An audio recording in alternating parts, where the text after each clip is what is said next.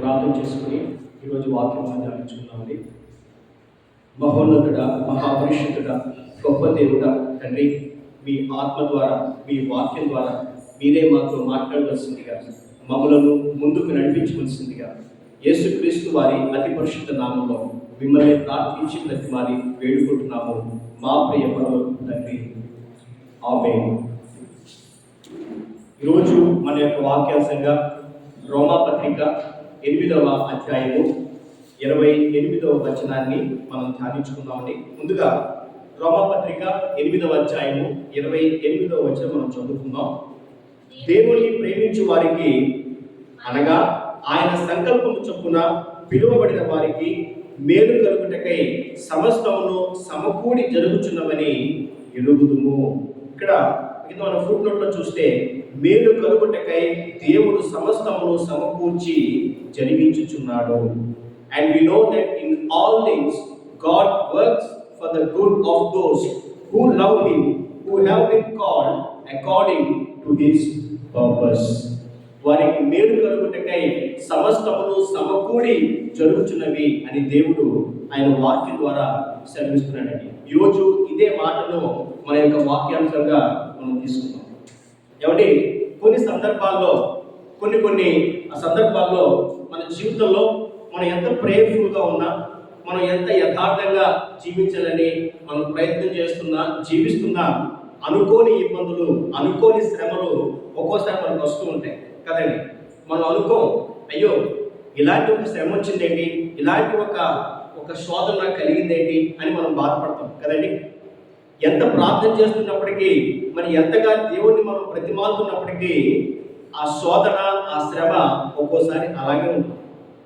మరి అలాంటి సందర్భాల్లో మరి ఎందుకు దేవుడు నా ప్రార్థన ఆలకించట్లేదు, ఎందుకని ఈ సమస్య నుంచి, ఈ శోధన నుంచి, ఈ ఇబ్బంది నుంచి నన్ను దేవుడు విడిపించట్లేదు అని చెప్పి దేవుని మీద తిరగబడడం, మరి ఆయనకి దూరం అయిపోవడం, దేవునికి విరోధంగా మరి ప్రవర్తించడం లాంటివి మన జీవితంలో మనం ఎప్పుడు కూడా చేయకూడదండి.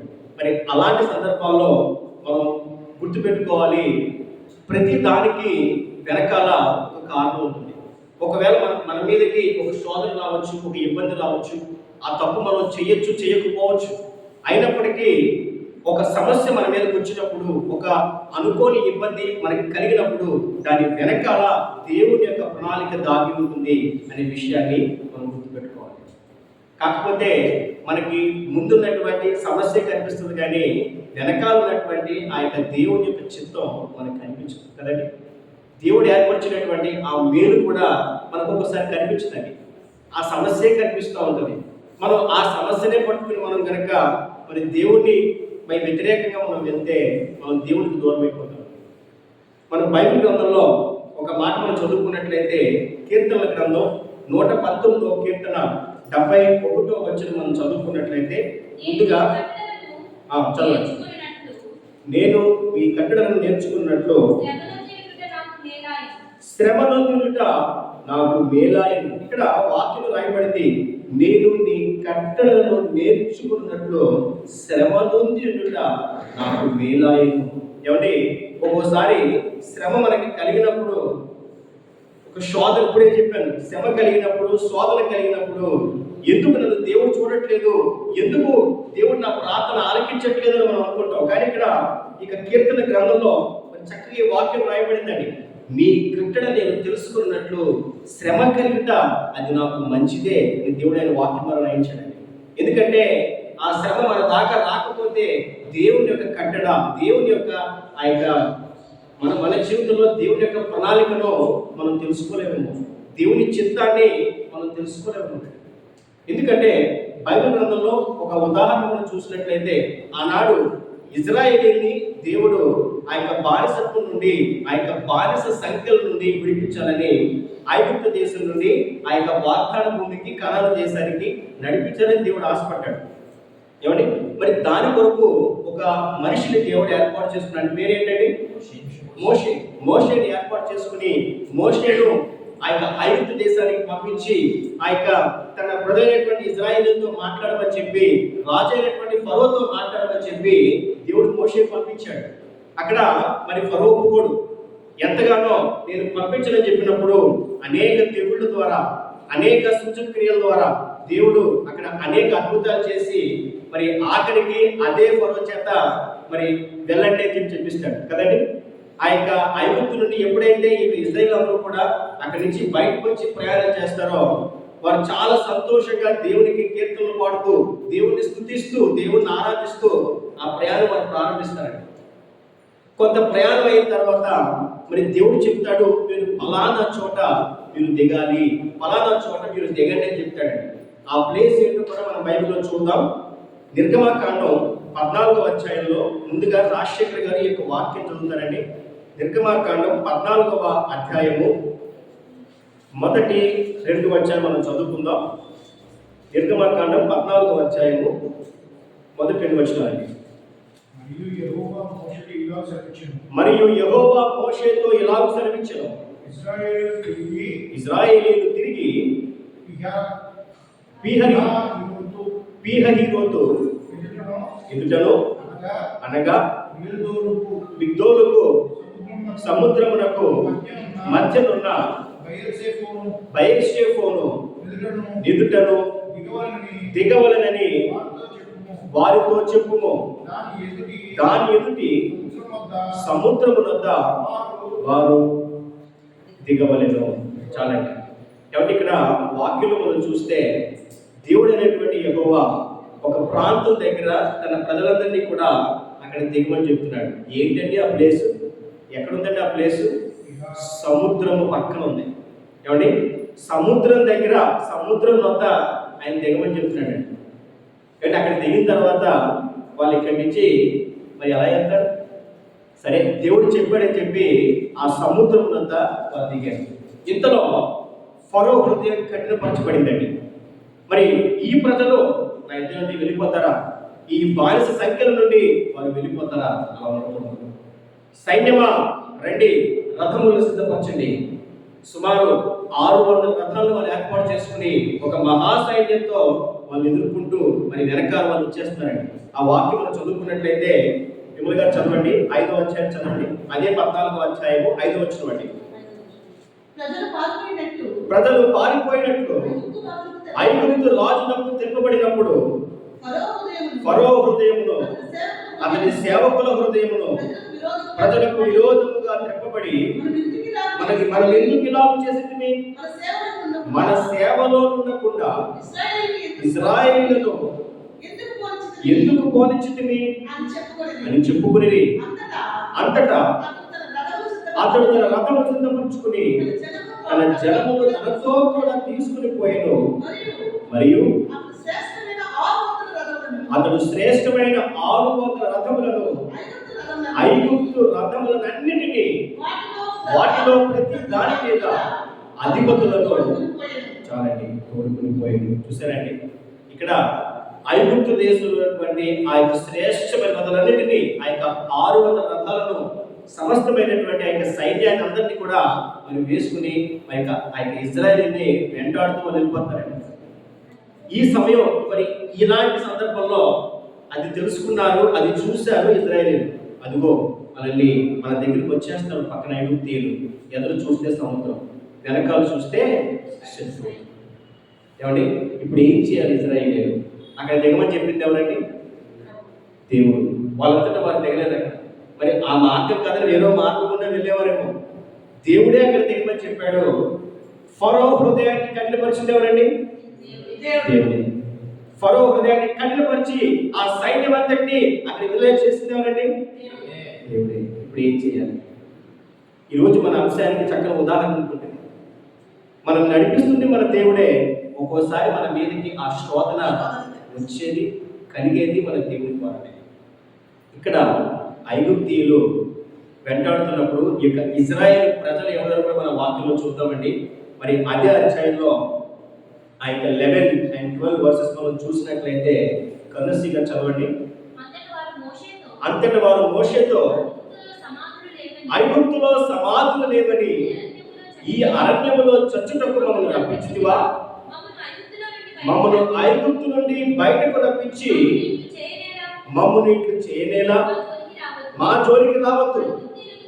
ఐగుప్తీయులకు దాసులు అవుతామని ఐగుప్తులో మేము నీతో చెప్పిన మాట ఇదే కదా. మేము ఈ అరణ్యమందు చచ్చుట కంటే ఐగుప్తీయులకు దాసులు అవుతే మేలని చెప్పింది. కాబట్టి ఇలాంటి ప్రార్థన ఎప్పుడైనా మన జీవితంలో మనం చేస్తామా? ప్రభువా, నన్ను ఎందుకు పిలిచావు? నన్ను ఎందుకు ఈ స్థానంలో కూర్చోబెట్టావు? నాకు ఎందుకు ఇదంతా? నాకు ఎందుకు ఇచ్చావు? మరి నాకు ఇబ్బందులు ఏంటి? నాకు శ్రమలు ఏంటి ప్రభు అని చెప్పి కొన్ని సందర్భాల్లో దేవుడిపై తిరగబడి ప్రార్థన చేస్తుంటారు. ప్రభువా, why Lord, why Lord, why Lord. ఇక్కడ అదే జరుగుతుంది. ఇజ్రాయేల్ అంటున్నారు, అయ్యా మోషే ఎందుకు మమ్మల్ని తీసుకొచ్చావు? ఏ ఐగుప్తులో సమాధులు లేవన్నా? ఇక్కడ మాకు సమాధి కట్ట కోసం తీసుకొచ్చావా? వారు వచ్చి మమ్మల్ని చంపేస్తే who are going to take our responsibility?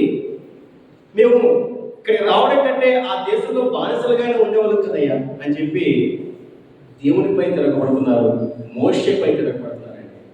అప్పుడు మోషే అన్నటువంటి మాట అదే అధ్యాయం చివరిలో, యెహోవా మీ పక్షమున యుద్ధం చేయను, మీరు ఊరకయ్యి ఉండవలనని ప్రజలతో చెప్పాను. హల్లెలూయా, హల్లెలూయా. ఆ రోజు మోషే అన్నటువంటి మాటను ఈరోజు మన జీవితంలో మనం అప్లై చేసుకోవాలండి. యెహోవాయే మన పక్షమున యుద్ధం చేస్తాడు. మనం ఏం చేయాలి? మనము ఊరకయ్యి ఉండవలనని మనతో దేవుడు మాట్లాడుతాడు. ఆ తరువాత మోషే దేవునికి ప్రార్థన చేసినప్పుడు దేవునిచే బోధింపబడినటువంటి మోషే తన యొక్క కర్రనెత్తి తన యొక్క చేతిని చాచి ఎప్పుడైతే ఆ సముద్రం వైపు తన చెయ్యి చాపాడో, యెహోవా ఆ రాత్రంతయు బలమైనటువంటి తూర్పు గాలి చేత సముద్రం 2 పాయలుగా చేసి ఆరిన నేల మీద ఇశ్రాయేలు నడిపించాడండి. హల్లెలూయా. ఎప్పుడైతే ఆ సముద్రం 2 పాయలైందో, మరి ఇజ్రాయేల్ యొక్క సమస్త సమూహం అంతా కూడా ఆ యొక్క సముద్రం మధ్యలో నుండి ఆ యొక్క ఆరిన నేల నుండి అలా హ్యాపీగా వెళ్ళిపోతున్నారు. ఇది చూసినటువంటి ఐగుప్తు సైన్యం, రథాలతో ఉన్నటువంటి ఆ యొక్క ఫరో సైన్యం కూడా ఇది బాగుంది, ఇది బాగుంది, వాళ్ళు వెళ్ళిపోతున్నారు, మనం కూడా వెంటాడడం పదండి అని చెప్పాలనుకున్నారండి. మరి తెల్లవారేటప్పటికి ఈ యొక్క ఇజ్రాయేల్ అందరూ కూడా మరి గట్టు దాటేశారు, సముద్రం దాటేశారు. సముద్రం దాటేటప్పటికి ఐగుప్తీయులు కూడా మరి వెంటాడుకుంటూ మరి సముద్రంలో ఆ యొక్క మార్గంలో వచ్చేస్తున్నారు. కూడా వచ్చేస్తున్నప్పుడు మరి దేవుడు మరలా మోషేతో ఆజ్ఞాపించాడు, మోషే నువ్వు ఆజ్ఞాపించు మరలా ఆ సముద్రపు నీరంతా కూడా కలిసిపోయే విధంగా అని చెప్పి ఆ వాక్యం మనం చూసినట్లయితే నీళ్లు తిరిగి వచ్చి ఆ రథములను రౌతులను వారి వెనక సముద్రంలోనికి వచ్చిన ఫరో యొక్క సర్వసేనను కప్పివేసెను, వారిలో ఒక్కడైనను మిగిలినలేదు. అయితే ఇశ్రాయేలీయులు ఆరిన నేల మీద సముద్రపు మధ్యలో ఉన్నప్పుడు ఆ నీళ్లు వారి కుడి ఎడమ ప్రక్కలను ఓడవలి ఉండెను. హల్లెలూయా, హల్లెలూయా. కాబట్టి ఈరోజు మన జీవితంలో మరి ఇలాంటి సందర్భం, ముందు సముద్రం వెనక శత్రువులు. మన జీవితంలో కూడా ముందు ఒకలాంటి గొయ్య, వెనకాల ఒకలాంటి నుయ్య. అలాంటి సందర్భంలో మనం ఉన్నప్పుడు దేవుని పట్ల అక్కడే మనం విశ్వాసం ఉంచగలగాలండి. విశ్వాసం అన్నీ బాగున్నప్పుడు ఎవరైనా విశ్వాసమే కదండి. ఎప్పుడైతే ఒక సమస్య, ఒక శ్రమ వచ్చినప్పుడు నిలబడగలుగుతామో, దేవుని కొరకు ఎదురు చూడగలుగుతామో, అప్పుడు దేవుడు తన గొప్ప కార్యం చేస్తాడు. ఈ కార్యం దేవుడు చేయడం ద్వారా 2 విషయాలు జరిగాయి. మొట్టమొదటిది, దేవుడు తన నామమును మహిమపరుచుకున్నాడు. హల్లెలూయా. తన గొప్ప కార్యాన్ని చేసి మరి చరిత్రలో ఎప్పుడు లేని విధంగా సముద్రాన్ని 2 పాయలు చేసి తన ప్రజలను కాపాడుకున్నాడు. రెండవది, మరొక్కసారి ఏ ఐగుప్తీయుడు ఇశ్రాయేలు వైపు చూడకుండా వారి హృదయాల్లో భయాన్ని ఏర్పాటు చేశాడండి.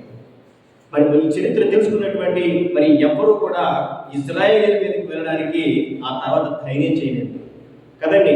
అమోరీని మనం చూసినప్పుడు, ఆ యొక్క ఫిలిష్తీని మనం చూసినప్పుడు, ఇంకా చాలా మంది మనం చూసినప్పుడు, కనానీయులు చూసినప్పుడు, అమ్మో ఇశ్రాయేలుకు సర్వశక్తుడగు దేవుడు ఉన్నాడు, ఆయన సముద్రాన్ని 2 పాయలుగా చేసి వారిని విడిపిస్తాడు, అలాంటి వ్యక్తులతో మనం యుద్ధం చేయలేము అనే భయాన్ని కలుగజేశాడు.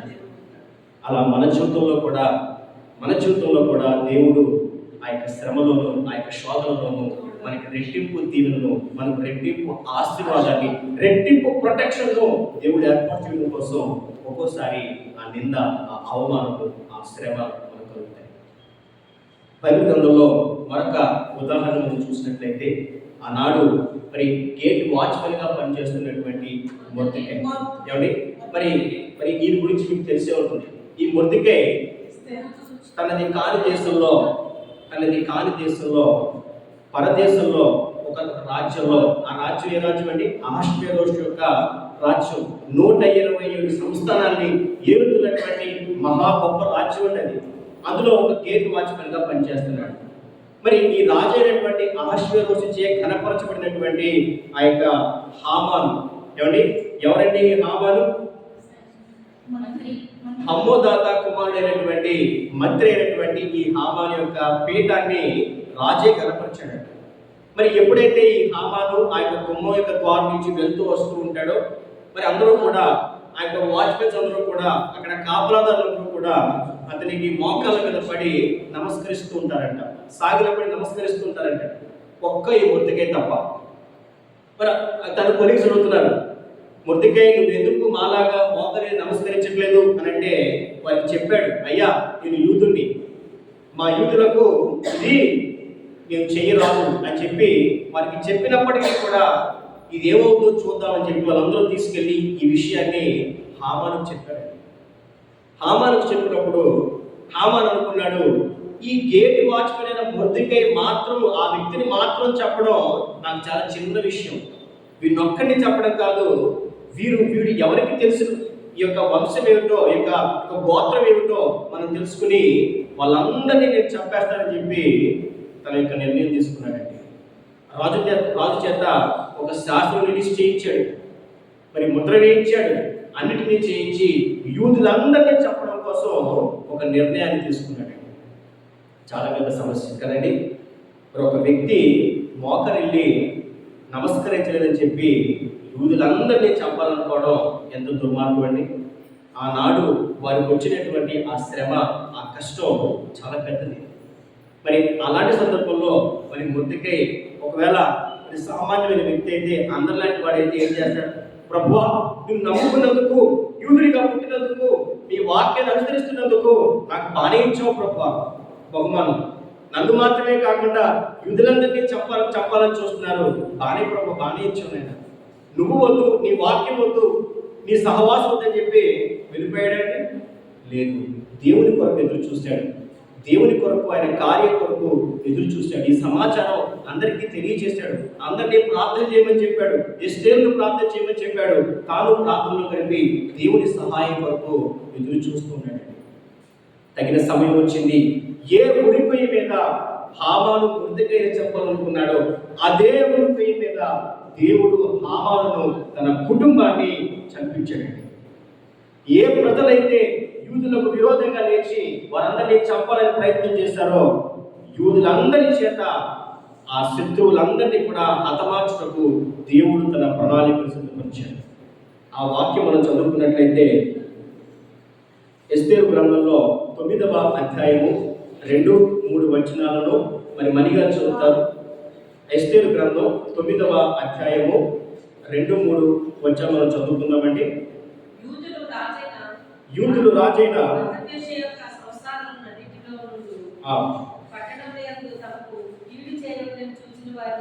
తమకు కీడు చేయవలని చూచిన వారందరినీ హతము చేయటకు ఉడుకుని వారిని గూర్చి సకల జనులకు భయం కలిగినందున ఎవ్వరూ వారి దుట నిలవలేకపోయేది. మొర్దెకైని గూర్చిన భయము తనకు కలిగినందున సంస్థానుల యొక్క అధిపతులను, అధికారులను, ప్రభువులను యూదులకు సహాయం చేసింది. నిజంగా ఆ రోజు దేవుడు ఎంత గొప్పగా యూదుల్ని హెచ్చించాడంటే అండి, మరి అప్పటి వరకు యూదుల్ని ఇబ్బంది పెట్టడం, యూదుల్ని ఏదో విధంగా మనం నాశనం చేయాలని ప్రయత్నం చేసిన ప్రతి ఒక్కరి హృదయాలను దేవుడు ఒక భయాన్ని ఏర్పాటు చేశాడు. దీని జోలికి వెళ్ళకూడదు. ఏ హామానైతే మరి ఈ యొక్క యూదుని చంపాలని చెప్పి ప్రయత్నం చేశాడో, ఆ శాస్త్రం రిలీజ్ చేయించాడో, అదే హామానును, తన ఇంటి వారిని, తన బిడ్డలను, సమస్తాన్ని దేవుడు నాశనం చేసి, మరి ఎవరైతే యూదుల పైకి వచ్చి వాళ్ళ నాశనం చేయాలని ప్రయత్నం చేస్తున్నారో వారందరినీ కూడా వీరి చేతే సంహరింప చేసి వారి హృదయాల్లో భయాన్ని పెట్టాడండి. ఆ విధంగా దేవుడు మరి ఒక శోధన, ఒక శ్రమ వచ్చినప్పటికీ దాని వెనక గొప్ప పీళ్లను ఆయన ఏర్పాటు చేశాడు. ఆ తర్వాత మరి మొర్దెకైని దేవుడు ఒక ప్రధాని చేసినట్టుగా కూడా మనం అదే మనం గ్రంథంలో మనం చూస్తాం. ఎస్తేరు గ్రంథంలో ఏమండి, ఒకవేళ ఎలాంటి ఇబ్బంది రాకపోయి ఉంటే, మొర్దెకైకి హామాను వల్ల ఎలాంటి ఇబ్బంది రాకపోయి ఉంటే, యూదులందరినీ చంపాలనే ఆలోచన మొర్దెకైకి రాకపోయి ఉంటే, యూదులు అదే విధంగా వారు ఇబ్బంది పడేవారు. మరి ఆ యొక్క మొర్దెకై అదే విధంగా వాచ్మెన్గా ఉండేవాడు, అదే విధంగా వారు జీవించేవారు. కానీ ఎప్పుడైతే ఈ హామాను ద్వారా ఈ యొక్క శోధన, ఈ యొక్క ఇబ్బంది ఎప్పుడైతే కలిగిందో, దాని ద్వారా దేవుడు ఒక కొత్త ద్వారాన్ని ఆయన తెరిచి తన ప్రజలని మరింత ప్రొటెక్ట్ చేసుకున్నాడో, వారికి గొప్ప ఆధిక్యత ఇచ్చినట్టుగా కూడా మనం బైబిల్లో చూస్తున్నాం. ఈరోజు మన జీవితాల్లో మనతో కూడా దేవుడు మాట్లాడుతున్నాడు. మరి నా కుమారుడా, నా కుమార్తె, మరి మన జీవితంలో ఒక శ్రమ, ఒక శోధన కలిగినప్పుడు, ఒక ఇబ్బంది మనకు కలిగినప్పుడు, మరి దేవుడు నా మొర ఆలకించట్లేదు, దేవుడు నాకు దూరంగా ఉంటున్నాడు కాబట్టి నేను దేవుడికి దూరంగా ఉంటా, నేను ఎంత మాత్రం కూడా ఆయన వాక్యాన్ని అనుసరించను అనే విధంగా మనం ఆలోచించకుండా, దేవుడు మనకిస్తున్నటువంటి ఆ యొక్క పరుగులో, దేవుడు మనకిస్తున్నటువంటి ఆ యొక్క ఇబ్బందుల్లో సైతము ఆయన కొరకు ఎదురు చూడగలిగితే, ఆయన కొరకు నమ్మకంగా నిలబడగలిగితే ఖచ్చితంగా మన దేవుడు మనకు సహాయం చేస్తాడండి. మన యొక్క శ్రమ నుండి మళ్ళీ దేవుడు విడిపించి మనకి గొప్ప రక్షణను ఆయన కలుగు చేస్తాడు. కాబట్టి మన దేవుడి కొరకు మనం ఎదురు చూద్దాం. దేవుడి కొరకు నమ్మకమైన సాక్షులుగా మనం జీవిద్దాం. దేవుడు తన పరిశుద్ధ వాక్కును దీవించి ఆశీర్వదించును గాక. ఆమేన్.